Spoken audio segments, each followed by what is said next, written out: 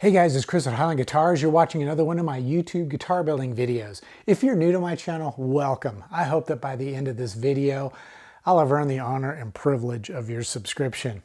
In today's video, I am going to buff the Crystal-Lak Brightone instrument finish that I sprayed on my 6-string multi-scale fan fret guitar. And in the last episode, I did all of the level sanding and polish sanding. So if you'd like to see what that process involves, you can go back and watch the last video. I'll post a link up above in the upper right corner. But first thing I need to do is I want to show you my buffing setup. Okay, so we're standing in front of the buffing machine that I use. And this is a machine that I designed and built myself. It's actually, I think, probably the 4th buffing machine that I have used over the years. And it really encompasses everything that I've learned in the whole process of developing my process for buffing clear coat finishes to a high gloss mirror-like shine. And this buffing machine incorporates 2 separate buffing wheels. These are soft flannel buffing wheels. They're 14 inches in diameter. And I'm going to post a link to everything that I use. In fact, if you want to build a buffing machine like this, you can visit my eGuitar Plans web store or my Highline Guitars merch store. There's links in the description below, and you can purchase the plans for building this buffing machine. And it includes the entire parts list so that you can source everything that I use to build this.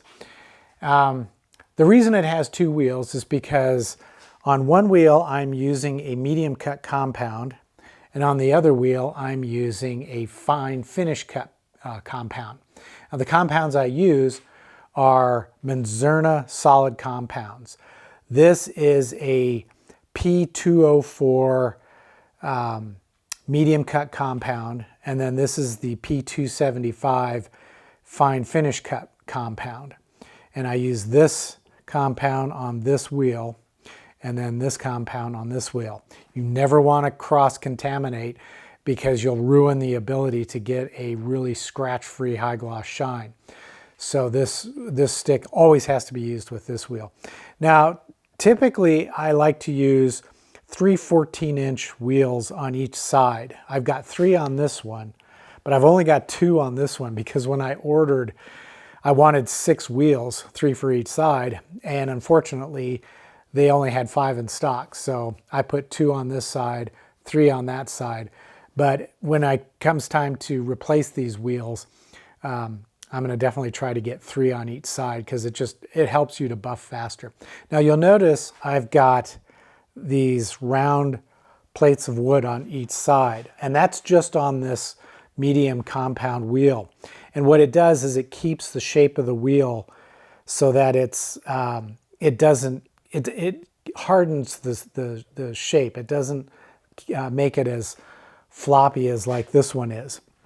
And that's so that the medium cut compound will do a more efficient job of removing more noticeable scratches from the finish.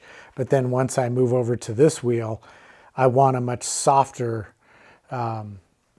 touch, I guess you would say. I want this to be less aggressive. So it's kind of floppy, but once you turn it on, and here's the power switch.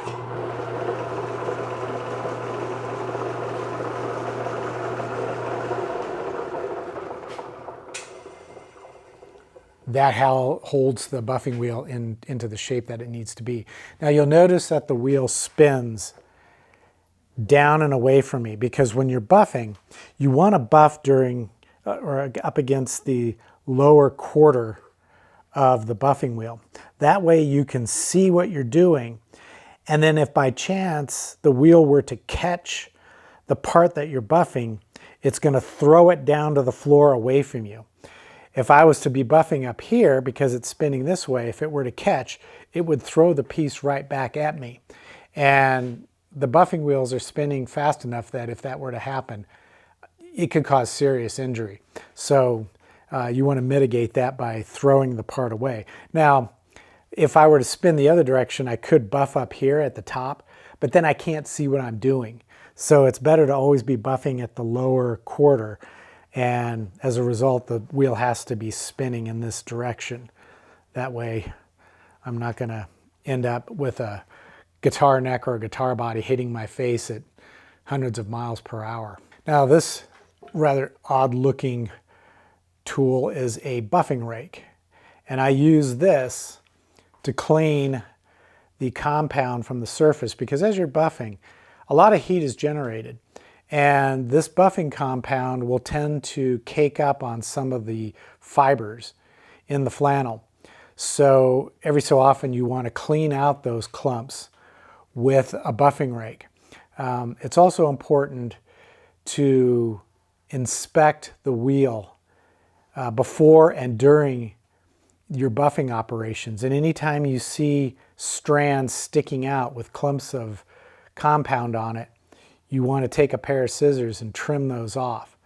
So I typically will just grab scissors and I will snip off those little strands that might be sticking out. And when the wheel is running, I can gently touch the surface of the wheel. Now you see I've got rings on here.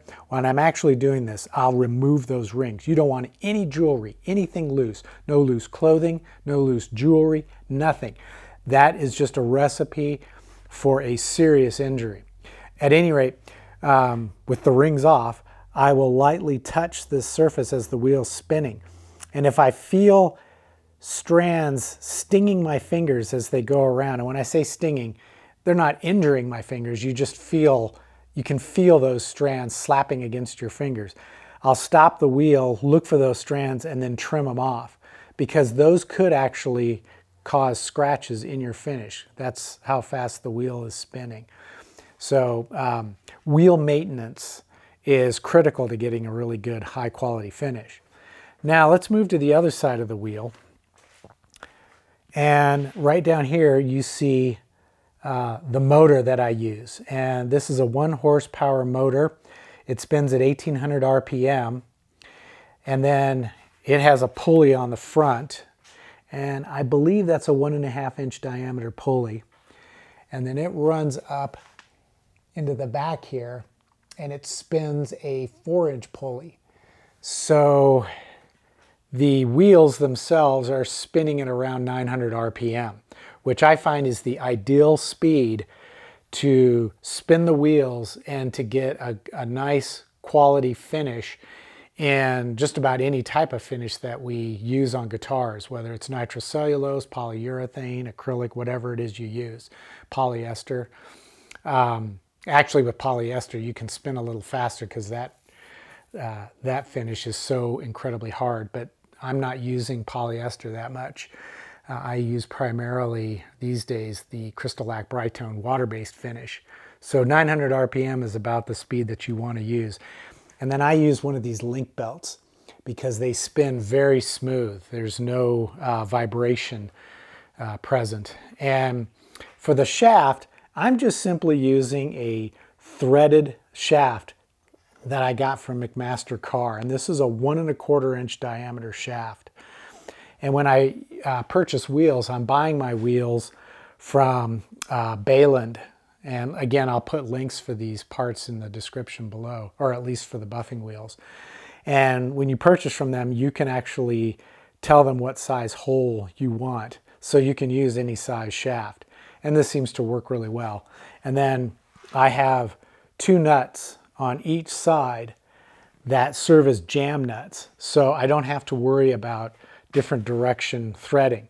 On this side, it doesn't need the double nuts, but on this side it does. If I don't have jam nuts, the nuts will start to spin on their own as the wheel's spinning. And then I have flanges here on each side. And those are probably the most expensive component on a buffing wheel. These I purchased years ago from Grizzly, but I don't think they sell them anymore. Bayland sells them, but for I think it's a 4-inch pair of flanges costs $56. And you need a pair on each side, so that's $112 right there just for flanges. That's really the most expensive part. The motor, I purchased that at Harbor Freight. And I think it was a little over $100 when I bought it. They're not terribly expensive, but that is basically my buffing setup. Now I'm going to start by buffing with the medium cut compound, and we'll do that right now.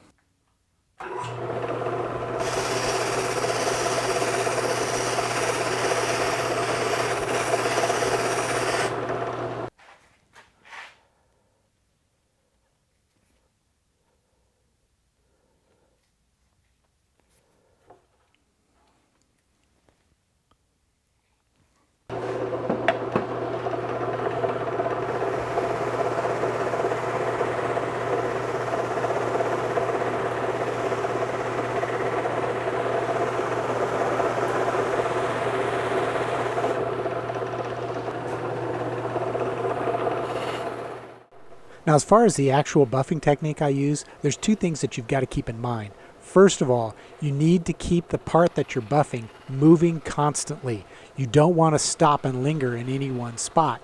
And that's because the frictional heat that's generated from buffing could melt the finish and cause burn through. So you need to keep that part moving at all times. Also, I don't apply a great deal of pressure here. I just use enough force to hold the part against the buffing wheel as I'm buffing, but I don't lean into it. You really don't want to do that, especially with a water-based finish like the Crystalac Bright Tone. However, what I recommend that you do before you ever go to buff your actual guitar body or guitar neck is practice on some scrap. Coat some scrap with the finish that you're going to be using, the clear coat, and then practice buffing it, because that will give you a feel for what you can get away with and will help you to understand what the limits are and where you need to back off.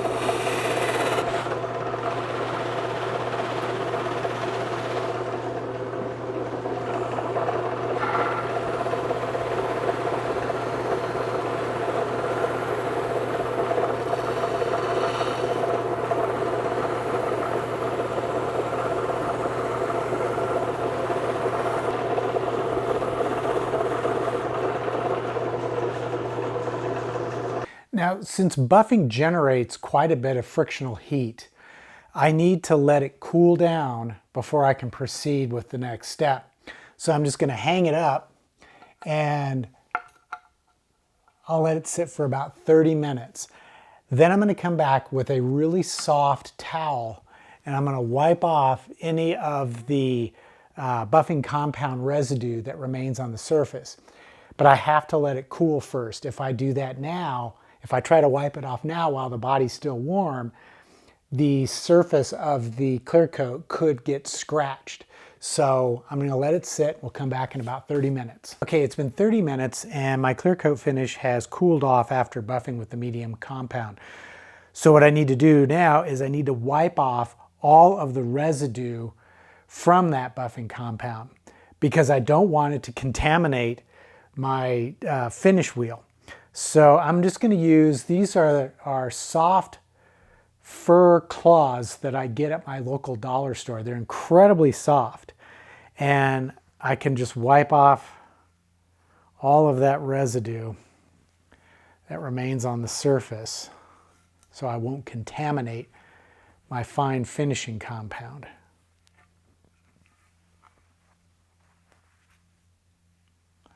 I will also use this opportunity to examine the surface to make sure that I have no areas that need additional medium cut buffing compound. And this looks like it's pretty good. So I think I'm ready to proceed with the finish compound.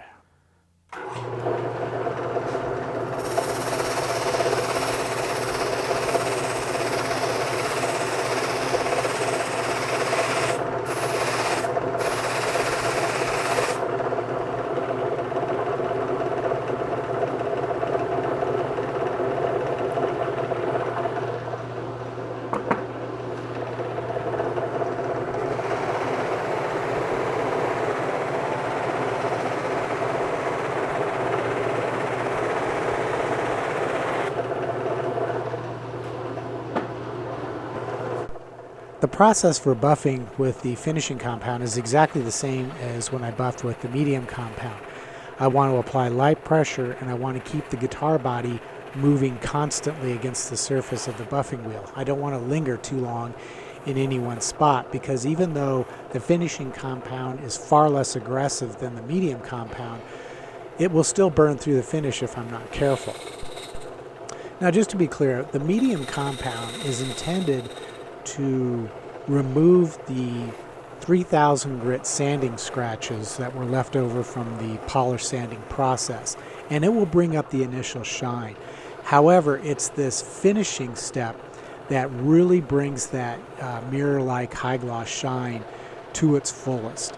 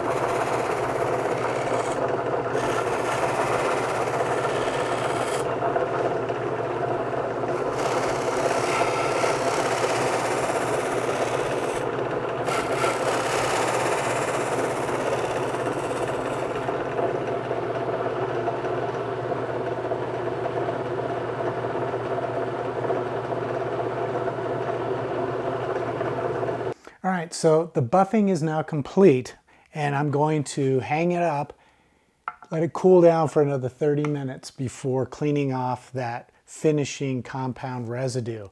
And at that point, the buffing will be done, and I'll show you what the shine looks like.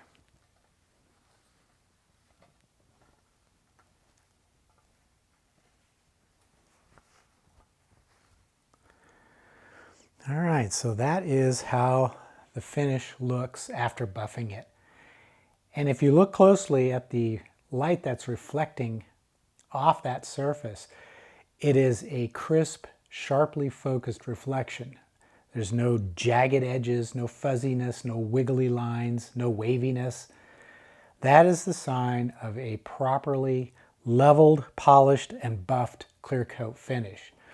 And I would challenge you to go into a music store that sells well-known brand name guitars and take a look at the clear coat finishes and check out how the overhead light reflects off the surface. And I think you'll find that in many cases the finish is hardly equal to what you see here. Okay guys, I've got a couple more tips for you. When you're buffing the finish, you're going to want to check the quality of the reflections in the surface in order to gauge your progress. And one way to do that is to look at a light fixture reflecting off the surface, just like I showed you. However, the best way to really gauge the quality of the surface is to stand away from your light fixture. Instead of standing directly under it like I am right now, move 10 to 15 feet away from the light fixture and then hold the guitar at an angle. The light fixture is going to appear smaller in the reflections, but you're going to see the quality of the surface more clearly. And then you can move the guitar so that the reflection moves around the surface. And what you can also do is you can shift your focus from the light fixture itself to the surrounding surface of the guitar body. So you'll go back and forth, shifting your focus, and that's going to give you a really clear picture of what's happening as you're buffing the guitar. Now, there is one thing you need to consider, and this is really important to help you avoid frustration, and that is understanding that some situations, it's just not going to be possible to get absolutely tack sharp, perfect reflections. And what I'm talking about is what happens when you clear coat over a wood that has a very busy grain and pore structure. Now, this guitar fits that description. It's Meranti or Philippine mahogany, has a very busy grain and pore structure. And unfortunately, when you're working with wood like this, that busy grain and pore structure is going to affect the quality of your reflections. And you're never going to get absolutely tack sharp reflections. But what you can achieve is a perfectly level mirror-like reflection that doesn't have the waviness that is typical with finishes that aren't perfectly level. So if you've taken the time to level the surface properly and then polish it, even with a busy grain and pore structure like this, I can still get absolutely perfect reflections. They just aren't absolutely tack sharp. Now, if you want absolutely tack sharp, really the only thing you can do is paint the guitar a solid opaque color so that no grain and pore shows through. That way you can clear coat over the top of it, level it, polish it, and then buff it, and you're going to get an absolute tack sharp, distortion-free reflection. Otherwise, if you're dealing with wood with a lot of grain and pore structure, you don't want to worry about it too much. You'll be tempted to want to go back and do more level sanding and polish sanding, but I promise you, you're just going to sand through the finish before you're ever going to have that absolutely perfect tack sharp, distortion-free reflection when the wood is finished in a natural way like this one was. All right, guys, well, I hope you've enjoyed this video and learned something about buffing a guitar body. If so, please consider giving this video a thumbs up. That always helps my channel. And if you'd like to take your support to the next level, you can visit my eGuitar Plans web store or my Highline Guitars merch store. There's links in the description below. And you can purchase plans for building guitars, as well as the tools that we use to build guitars, like this buffing machine. And if you want, you can pick up a t-shirt or a coffee mug as well. But whatever you spend is going to help support this channel so I can keep making these videos, because I don't have a Patreon page and I don't offer memberships to my channel. And if you want to keep it simple, you can click the thanks button down below and leave a tip in the amount that you think is fair. And if you have a question that you really want answered, you can leave a tip and include a question with it, and I'll be sure to answer your question. So until the next episode, as always, take care, stay safe, and I hope you'll be back for more guitar building videos.